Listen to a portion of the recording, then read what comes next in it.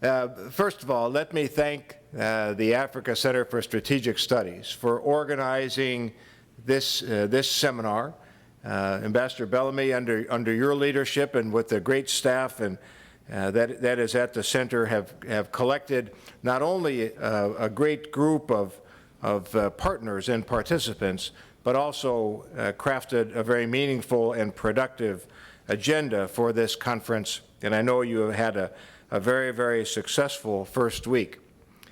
There is some danger at being the first speaker of the second week, because you have had now the opportunity to hear from a number of distinguished speakers and panelists. You have had time to develop your thoughts and your questions, and so I am expecting that we'll have a very substantive dialogue when we get into the question and answer portion of this. But I very much look forward to that, and will preserve time for those questions and hopefully some worthwhile answers. I also know that last week you had the opportunity to meet with the Deputy Assistant Secretary of Defense, Amanda Dory, and with Assistant Secretary of State for African Affairs, Johnny Carson. And I know the two of them spoke at length about the newly published Presidential Policy Directive for Sub-Saharan Africa, a very, very important and meaningful document which will guide my government's actions in Africa for many years to come. Because you have had that opportunity to discuss the Presidential Policy Directive with them, with your permission, I won't spend a lot of time talking about that particular document, but would rather choose to focus more specifically on the U.S. military activities and engagement in our roles across Africa. So we'll seek to do that. And in doing so, I'll refer to yet another document, a document that was released in January of this year, January 2012, and it's called the Strategic Guidance for the 21st Century. It was a document approved by President Obama, developed by Secretary of Defense Panetta and Chairman of the Joint Chiefs of Staff, General Dempsey, that outlines the global defense strategic guidance which will guide the U.S. military well into the future. The specific purpose of that document was to frame the critical tasks that the United States military will be called upon to accomplish over the next several years. It's an interesting document to read, and I would recommend it to you. I got asked a lot of questions as that document was released, and I should be, just to be very open and truthful with you, those of us who serve as the United States calls us, combatant commanders, addressing the 6 different regions of the globe, but also our service chiefs of staff, we all had plenty of opportunity to inject our thoughts and our ideas, and we were very much participants in the process that developed that document. So why did I get asked a lot of questions?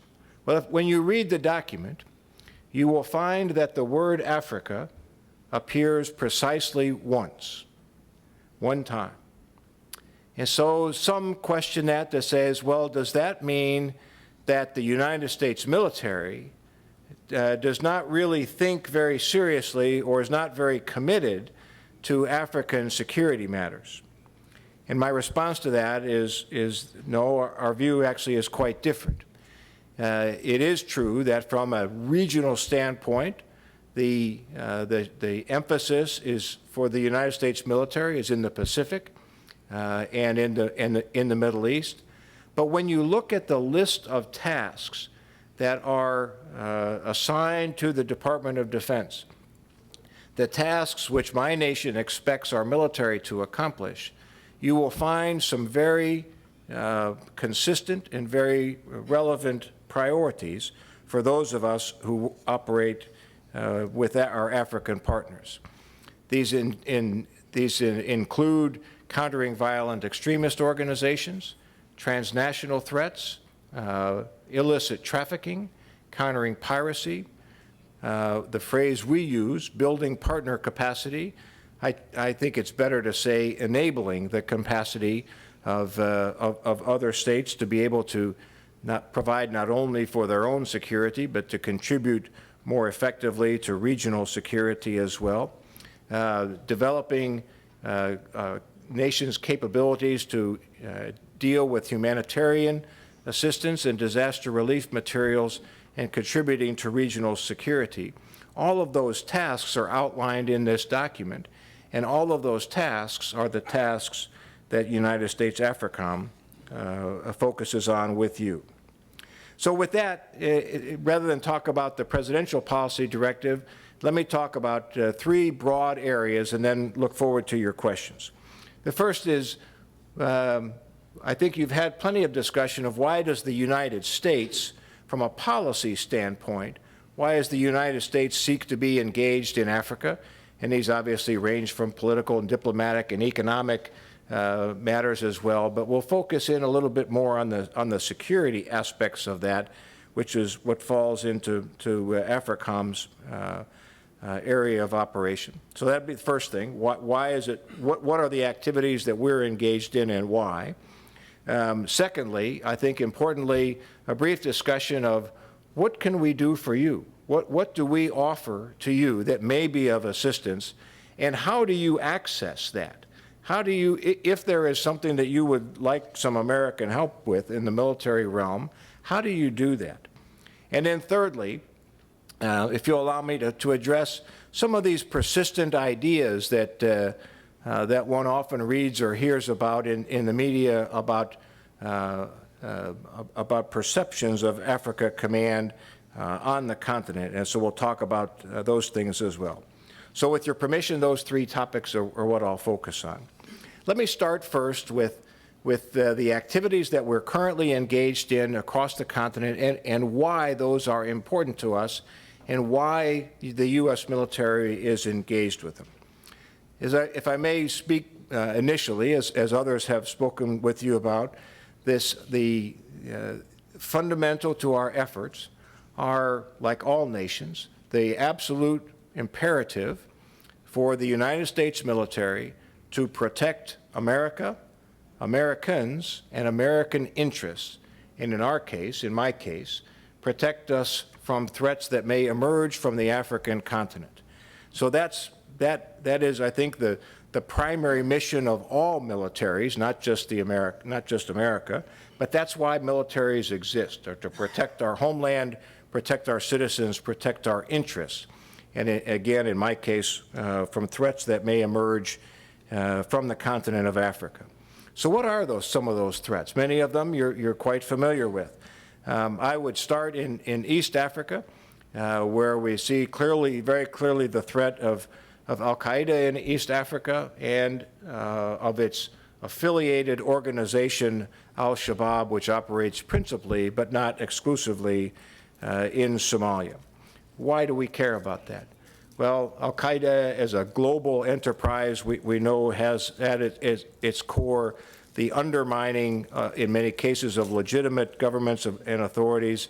We know that they have espoused a viewpoint of violent and extremist views of imposition of their particular way of governing. We also know that because in Somalia especially, Al-Shabaab's presence has denied the delivery of United Nations and other international organizations and non-governmental organizations, delivery of humanitarian assistance to a population that has been under some significant duress for a long period of time. So in the case of Al-Shabaab, I think we have a couple of different motivations. One is we think they very clearly do present, as an Al-Qaeda affiliate, they clearly present a threat to America and Americans.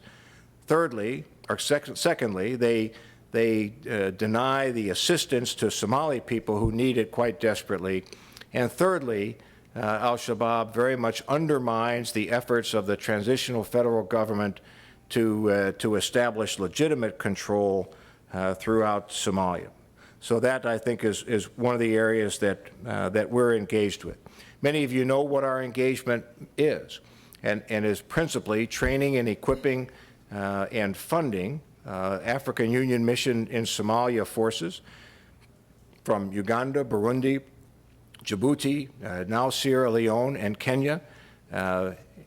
Ethiopia, while not specifically a part of AMISOM, has been quite effective in its role as well. And we think that's an ideal role for the United States. Not large U.S. military presence. We think that would be counterproductive, actually, in Somalia. But rather applying the resources that we do have to help those countries who are willing to contribute to this effort, to help them with training and equipping and with some funding so that they can continue their operations. And I think that's a pretty good model for us.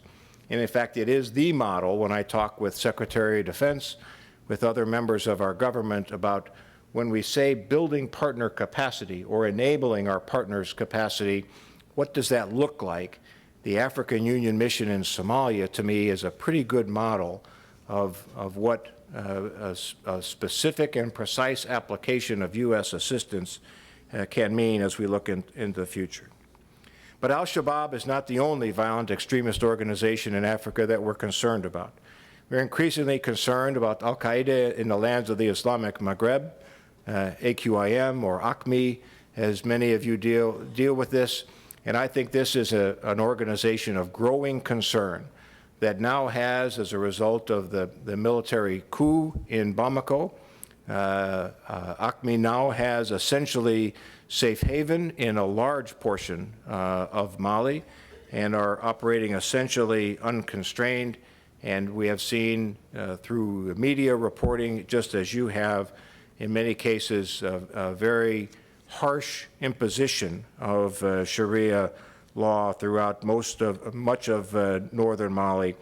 And again, I think ACME is a threat because of their very clearly identified threat to not only to the countries in the region and their efforts to undermine legitimate government control, but very clearly a desire and intent to attack Americans as well. So that becomes a real problem. Just to the south of that, we see the increasingly violent organization Boko operating in Nigeria. Boko Haram, as many of you know, is not a new organization. It's been around for a long time. And it's not a monolithic organization. There isn't, everybody in Boko Haram doesn't feel the same way. It has many different factions. But of concern is the growing strength and growing violent behavior of what I would call the more extremist view of Boko Haram.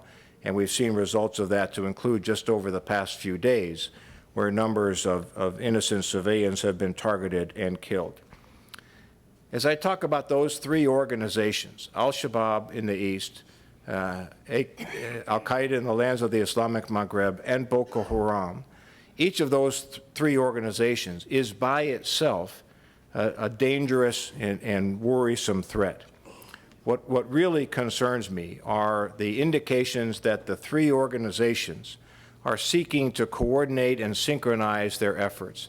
In other words, to establish a cooperative effort amongst the three most violent organizations, and I think that's a real problem for us and for African security in general.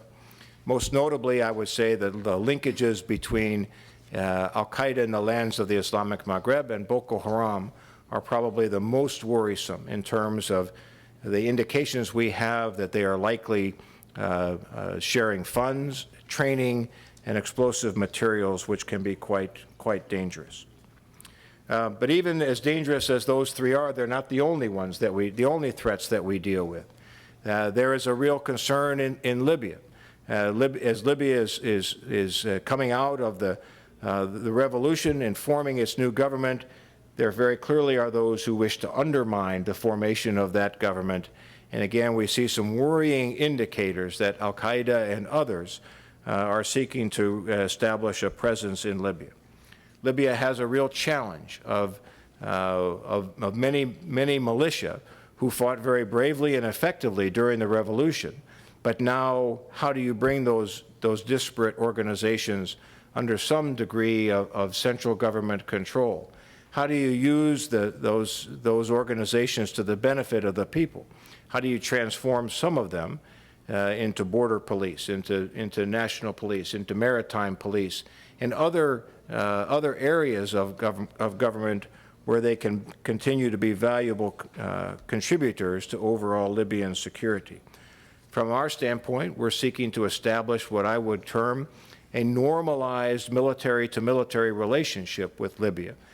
We have now a defense attaché, have had for the period in the immediate post-revolution period. I've been to Tripoli a number of times. We've had Libyan officials visit us at our headquarters in Germany, where we have started to map out what the U.S. assistance might be for Libya well into the future. And again, I think this is an area where some U.S. assistance, not U.S. necessarily, certainly not a large military presence, probably no permanent military presence other than the attaché and an Office of Security Cooperation, but a genuine partnership is what we seek with Libya as well. Last fall, many of you saw in the news the reporting about the deployment of about 100 Special Operating Forces advisors to help 4 African nations in their efforts to counter Joseph Kony and the Lord's Resistance Army. Our partnership with Uganda, with the Republic of South Sudan, with Central African Republic, and the Democratic Republic of Congo, as those 4 nations work together to bring Joseph Kony and his organization to justice, we think we have a small, again, enabling role in helping those nations. And I should be clear about this. Again, this is an African-led effort. It is those 4 countries. It is the African Union now increasingly taking a leadership role with a little bit of support from the United States military. And again, we think that's the right approach. This is not the right approach to have Americans out trying to track down Joseph Kony throughout the vast area in which the Lord's Resistance Army operates. The forces of the 4 African countries involved are much better able to do that. But we can help in terms of logistics, of some information and intelligence sharing, of communications, and a little bit of mobility. And I think that's the best way, again, for us to provide what I would term unique U.S. military capabilities to assist our African partners as they seek to counter this very, very real threat in that part of the continent.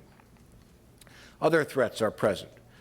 We have a very robust maritime security program, and it focuses, again, around the continent. We have efforts in partnership with individual African states, but also with regional organizations to counter the threats posed by piracy, both in East Africa and in the Gulf of Guinea. The amount of global trade that transits African waters is pretty extraordinary. And the interruption of that trade by pirates, the demanding of ransom, the increased cost to the shipping companies and to others is quite substantial. And again, you know, consumers globally pay the price for that.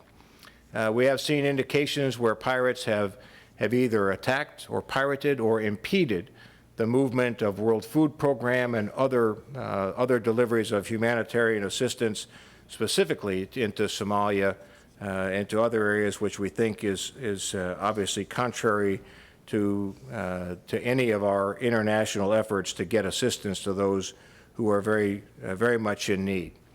But our military assistance also addresses more mundane or law enforcement issues.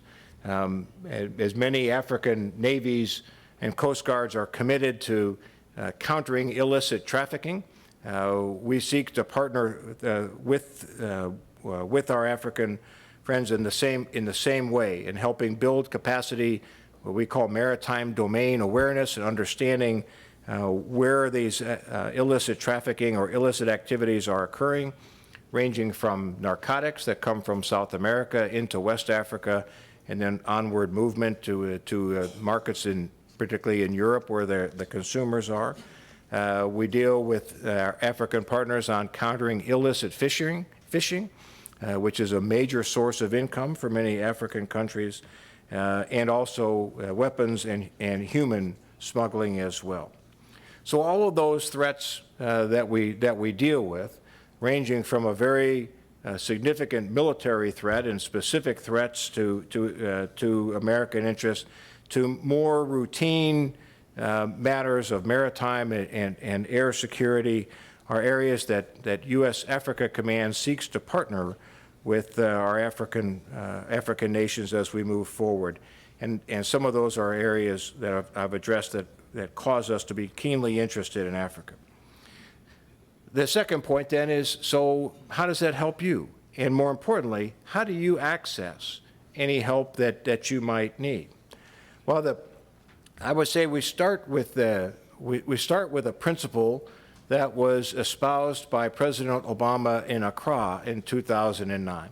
And you've heard this statement before, where my president made it the policy of the United States that in the long run, it is the Africans who are best able to address African security challenges. The shorthand for that is African solutions to African challenges. That's a fundamental guiding principle for us. I understand, and those of us at Africa Command understand, that we do not have the same depth of understanding of the security challenges that you face that you do. So for me to come to you and say, this is how you should solve this problem, or this is how you should address this threat, I think is not the right way to proceed. You have the better understanding. Rather, what I would like to do is to say, we have some capabilities. If you think those capabilities may be useful to you, then let's have a discussion about how U.S. military capabilities may be useful to you as you address the concerns that you have, either on a bilateral basis, nation to nation, or increasingly on a regional basis, because the threats that we face together, the threats that emanate from Africa, typically are regional or transnational threats, and I think that necessitates a regional or transnational approach. But it's got to be your approach. It can't be my approach. I can help, but I can only help in ways that you would like to be helped. And so that's what we try to do. So what are some of these capabilities that we have? Well, we do, as I mentioned, with the African Union mission in Somalia, we have a capability in partnering with our Department of State to provide specific military skills training, whether that's peacekeeping, whether that's peace enforcement, whether that's preparing for an operational deployment such as in Somalia. But we have the capability to do that, again, in partnership with our Department of State. Over the past several years, that program has trained about 200,000 peacekeepers and other deployers from Africa, from 25 different African nations. So we have a pretty good track record, and we know how to do this. So that's one area where we can partner with you. We have some medical, dental, and veterinary capabilities that we can help apply, and these fall into a number of different capabilities. One is a specific and direct partnership with the medical, veterinary, and dental capabilities of your militaries, but another is more broadly on a humanitarian assistance program or a civic works program to partner with your medical, dental, veterinary capabilities to go work to the benefit of the local populace. And some of those programs have been been quite beneficial as well.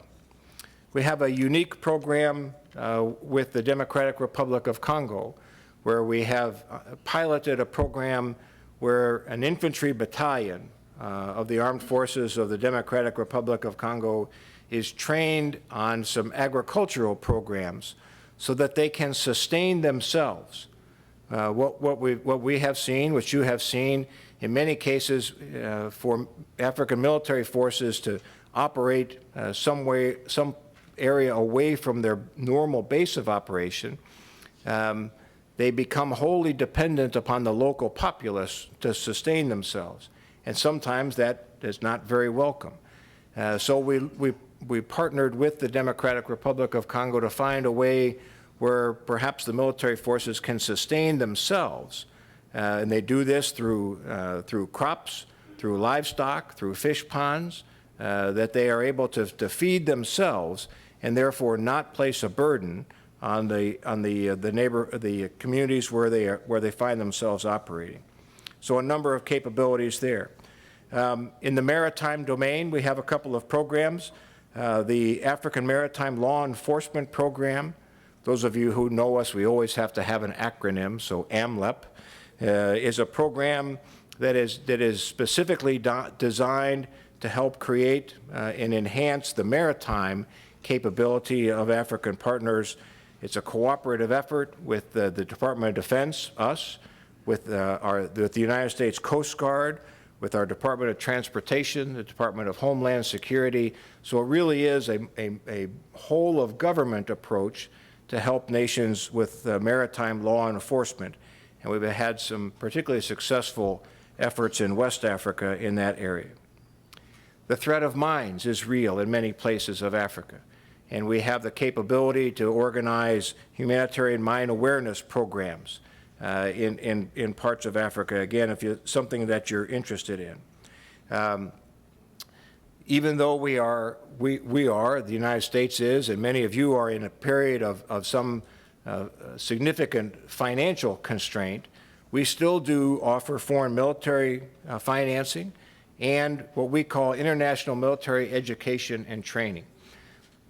That program, IMET for short, is, I think, one of the most important programs that we work with in partnership with you. It is through this program that leaders from your countries are able to participate in U.S. training programs. Some of them are short duration, a couple of weeks. Some of them are as much as a year long at our staff colleges and war colleges. We also have a number of African nations have young cadets at our military academies. And I think this focus on leader development is perhaps one of the most important areas in which we can work together. This is not a one-way relationship. When an officer from your country participates in a U.S. training program, this is beneficial to all.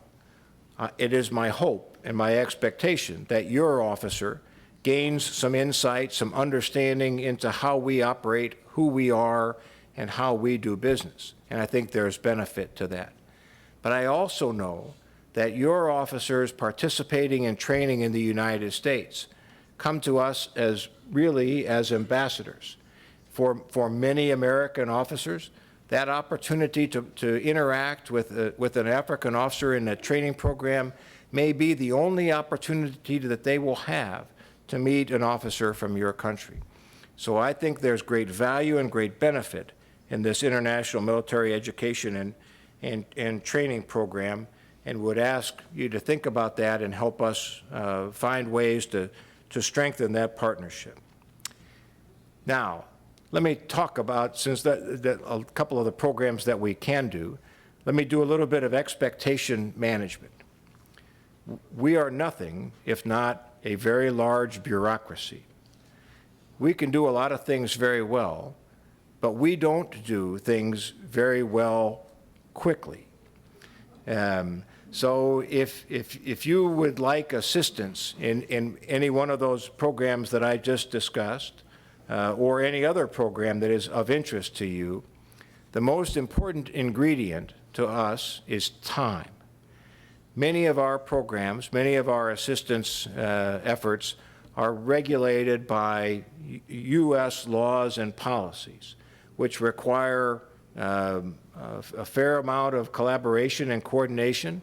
In many cases requires consultation with members of our Congress, sometimes necessitates a specific ruling by the Congress in order to execute a particular program. So speed is not our strength. So if you can give us time, and if you can give us prioritization of what are the most important things that you would like us to help with, then I think we can find mutually agreeable solutions on the way ahead.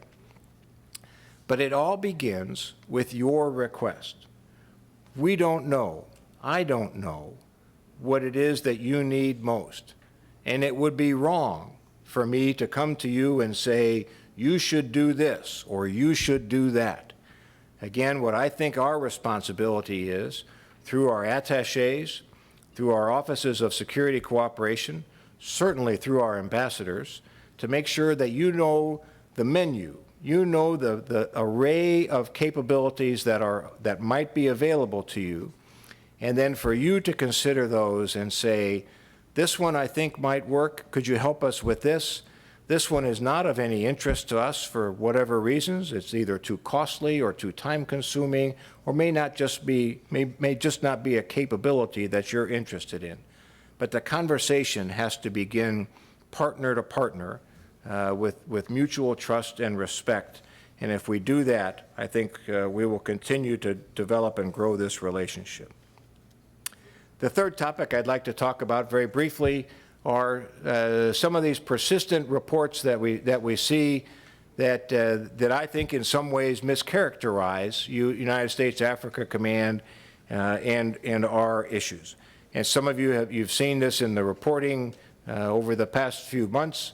It shows up in international publications, sometimes on the TV, sometimes in blogs. The internet is alive with a number of these issues. So let me take on a couple of these, and perhaps we can go into further discussion during the question and answer. Let me answer, first of all, the question of where the United States Africa Command headquarters is and where will it be. We are in Stuttgart, Germany. Many of you know the history of that. United States European Command, until 2008, had responsibility for both Europe and Africa. That headquarters, European Command, is in Stuttgart.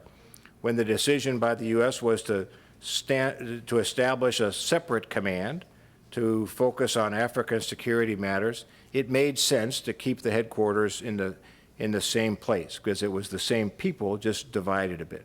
So we are in Stuttgart, though there was some very early discussion about the possibility of establishing the headquarters in Africa. General Ward addressed that as early as 2008, 2009, to say that's not the right thing to do. A large permanent military presence on the continent of Africa, I think, is not what any of us desire. And the reality is, in this period, again, of fiscal constraint, simply the cost of establishing a new headquarters would be extremely high, and not a cost, I think, that I could recommend or would recommend to the Secretary of Defense. So we are in Germany. We're well served there. It's a good platform from us to operate. We're generally in the same time zones as most African countries. We have ready access to commercial airports that allow our staff to travel to you and for you to travel to us. We find that to be a good place for us to operate. But we do have presence in Africa, as many of you know. The largest presence is in Djibouti, where we have headquarters and an organization with the consent and support of the Djiboutian government. And we have, the numbers vary, but about 2,000 U.S. military personnel who operate at the base in Djibouti. That's a strategically important location for us. It supports not only U.S. Africom, but also United States Central Command, which has responsibility for the Mideast and the Red Sea, the Gulf of Aden, the Indian Ocean responsibilities. It's an important node for our Transportation Command as well as they conduct business globally through that area. So we have a very good and very meaningful and workable arrangement with Djibouti, and we do have a significant presence there that I think will probably stay for the foreseeable future. That allows us to have military personnel who have ready access to training missions, particularly in East Africa, and partnering activities with many of our East African partners as well. Other than Djibouti, then you find really only small temporary presence of U.S. military personnel, other than the attachés and the offices of security cooperation, which are resident inside the U.S. embassies. So I already mentioned that we have about 100 special operating forces that are supporting the four nations in the counter Lord's Resistance Army effort. That is in a temporary deployment. I don't know exactly when that mission will end. I'm very confident of how it will end. It will end with an African force bringing Joseph Kony to justice. My crystal ball isn't clear enough to say exactly when that's going to happen, but I'm confident that it will happen. Tomorrow, you will hear from Minister Semakai from Liberia, and he'll talk with you about, again, another temporary deployment of U.S. military personnel who are helping the armed forces of Liberia grow in capacity and become an independent operating force. And then we will temporarily have personnel in many other places throughout Africa. For example, this week there's a large communications exercise occurring in Cameroon. So we'll have about 100 or so U.S. military persons there, along with the representatives from, I think this year, 37 or 38 African nations participating in that exercise. And we'll periodically have regional exercises. A few months ago, a large military exercise in Morocco that had about 2,000 or so U.S. military personnel there for a few weeks for a training exercise, and we do that periodically throughout the year. But we are not seeking, other than Djibouti, any long-term U.S. military presence on the continent. The last issue that I would talk about is that there's some have speculated that the U.S. military is establishing for lack of a better term, spy locations around the continent. First of all, I would say that we obviously don't deploy military forces anywhere in Africa without the consent of the host nation. So if we perceive there is a need for or a desire for a U.S. military presence, it's a dialogue with the host nation government to make sure that they're in agreement, that we operate under their rules. So occasionally we do, in fact, have deployments and short-term deployments of capabilities throughout the continent of Africa. So an example, again, on the issue of countering the Lord's Resistance Army, to have some intelligence collection capability that has the ability to monitor the areas in which we believe the Lord's Resistance Army is operating, to be able to see, to be able to listen, to be able to collect information which we then pass to the four African nations which are participating, I think is a good way ahead. So, you know, do we collect information across Africa? Yes, we do, but we do that with the consent, first of all, with our ambassador, and then secondly, with the consent of the nations that are involved. So with that, I'll just, let me just pause there and hope I've given you a little bit of insight into the areas that we are interested in from a military security standpoint, a little bit about how you can access the assistance that we offer if you're interested in having that type of a dialogue, and thirdly, to address a couple of the persistent reports that arise every now and then about U.S. military presence in Africa. Thank you very much for your attention. Thank you very much for joining us, and I look forward to your questions.